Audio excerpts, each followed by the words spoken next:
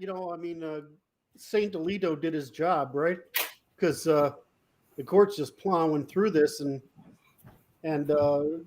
Thomas came out and said, "Well, these things, everything's under this due process bullshit clause that we've passed is nonsense. So it's got to go all back to the states," which is fantastic because that's been the problem, right? So I mean, nobody likes that they're curing the problem. The thing is that what they don't like is they can't nationalize a local difference. If some, if the coastal cities want to have their ethics and the rest of the country wants to have their ethics, that's just fine. But the idea that it's one country instead of a federation of states, thankfully, is being overthrown as we speak. Globalism, in other words, the federalization of the United States into under this precept that it's one country instead of one federated government over a bunch of states, in other words, countries, then that's been restored. And I think that's a fantastic job. It's what makes possible for us to have political competition. So I'm just freaking thrilled. And honestly, guys, I didn't expect to see this in my lifetime. They delivered us the discussion, right? Because the left is always dodging the actual conversation. They want to emote, and now they can't. Now they have to come to the table everywhere. Everyone wanted to solve it locally. They wanted to cheer that they won locally. But it's very hard to get the media, the national media, to play local games. Right. That's really the beauty of the localization of issues, because it forces the national media to take 50 different positions, which they can't really do, and create a narrative. So I'm pretty thrilled that this is another leg out from the cathedral's chair, so to speak. So pride goes before the fall. Well, there's still people who understand law left, I mean, not too many of them. I don't know. I'm beginning to wonder if we don't know. I mean, I know what I know, but I mean, the guys on our field are getting pretty good at understanding what law means. So, hopefully we'll continue that progress. But this is a really simple issue. If you want to live in New Jersey where they have all these rights, go there, and leave the rest of us alone. And I just think that's the right answer. The big sort continue, and people will select the polities that they want to belong in. And so we can have polities that specialize in different moral biases, and I think it's wonderful. And the thing is, if the states are different countries, then they need to be able to close borders to other countries. I don't know why a state can't prohibit people. I don't know why a state, as far as I know, the government only gives you right of Republican government, right? It guarantees your right of Republican government and the fund and the Bill of Rights. We're asking to clarify that, but theoretically, there's no reason. I don't know there's a reason. I mean, I bet they could come up with that, but I'd be able to argue against it. Why a state couldn't say we're just, prohibiting migration of Californians. It seems to me there is something in the code, though, like on that. I'm not quite sure. Yes, there is something in the code. I'm sorry. But that doesn't mean it can't be overthrown. I mean, the whole idea is create a market for political competition. And that's, yes, Ulfric says, goodbye centralized federalism. Exactly. Well, as usual, all the wailing and gnashing of teeth is dishonest and melodramatic, performative, theatrical bullshit. Nothing about this ruling forces California or New York to ban abortion. Correct. So the only thing they're whining about, really, and they'll never say this because they can't open their mouths without lying, but the only thing they're whining about is not being able to force their values and their sensibilities on everybody else. Correct. 100%. The interesting, the claim that we live in a democracy, well, that wasn't a belief until the 20th century. That was a propaganda program. But worse than that, this emphasis on rights is part of the problem that we've cured.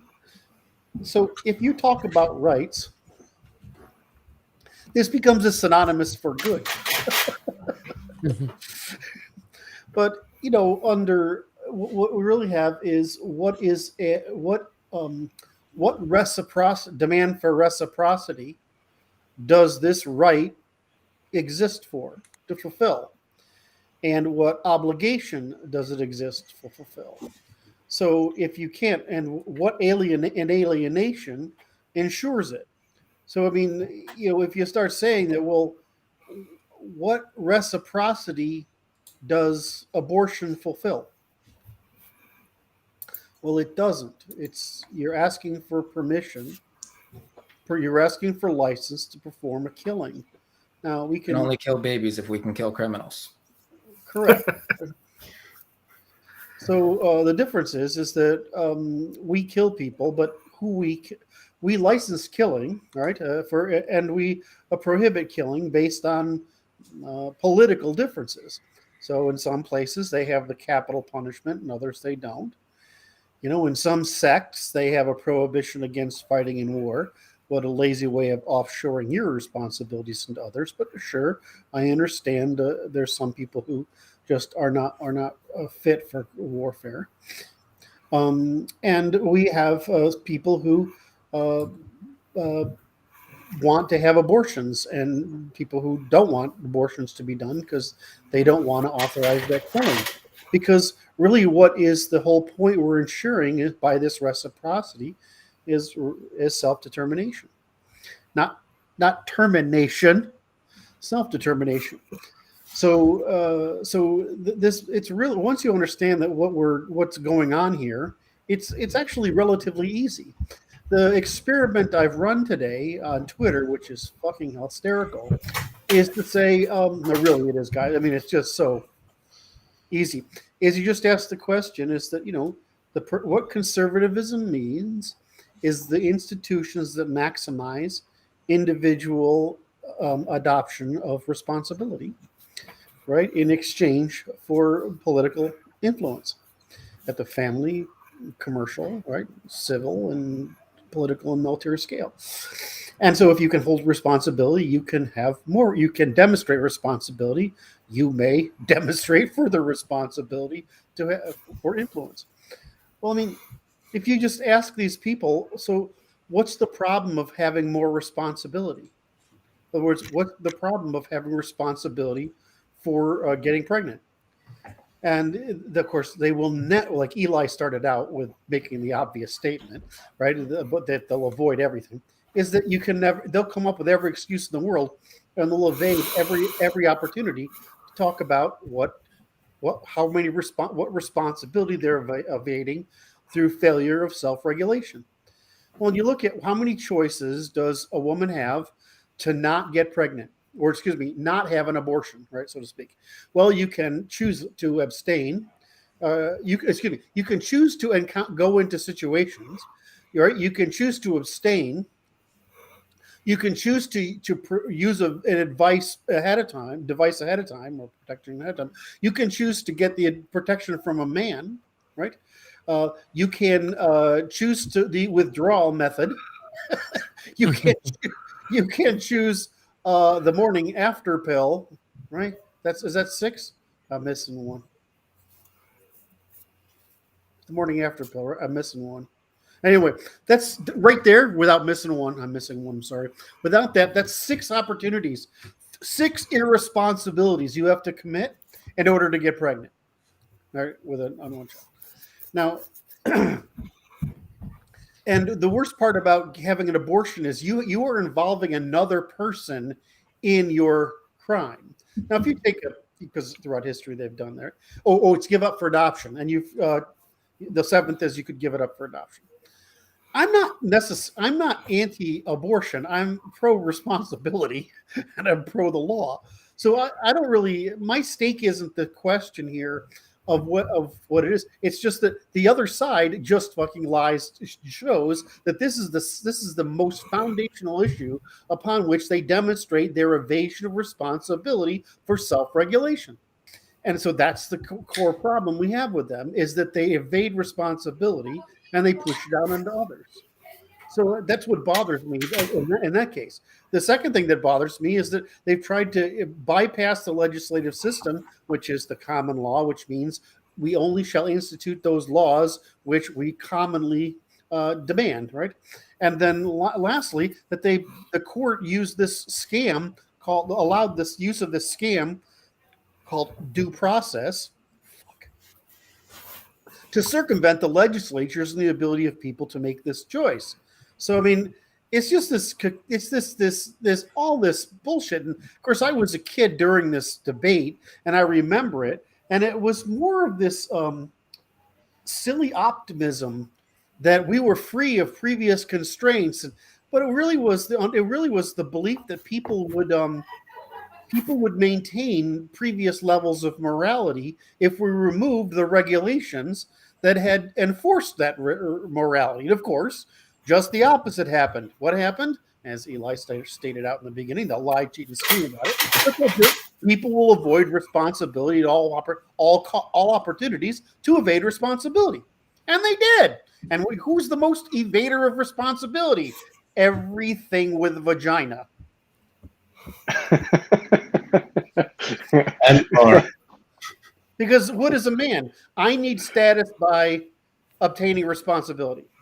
Right? That's what a man is. A responsibility-seeking machine, right? Right? Well, I mean, at least for status. What is a female? We think of them as avoiding responsibility. This is true at the scale we're discussing of. But what that really means is they're monopolizing their responsibility to themselves and their children. That's it. They won't give it. They're not even loyal in marriage. They're only devoted during marriage, the relationship. If they switch, they become disloyal and become a new devoted. So it just makes me crazy that this is so freaking obvious, and the whole, whether it's legal, it's social, it's psychological, it's biological, we've just invented this huge network of lies, and we've let them get away with these lies forever, including the lie we live in a democracy, it's not rule of law, we live in a republic under rule of law. And what's the whole purpose of Western civilization? The institutionalization of the expansion of responsibility to the maximum that people can do. Anyway, that was my rant there. Sorry, I knew I could fill the air with that one. So they're calling it pro-choice, even as they're demonstrated every step they're incapable of making the choices. Oh God, that was beautiful. Jesus Christ. Pro That was a gem. Pro mistake.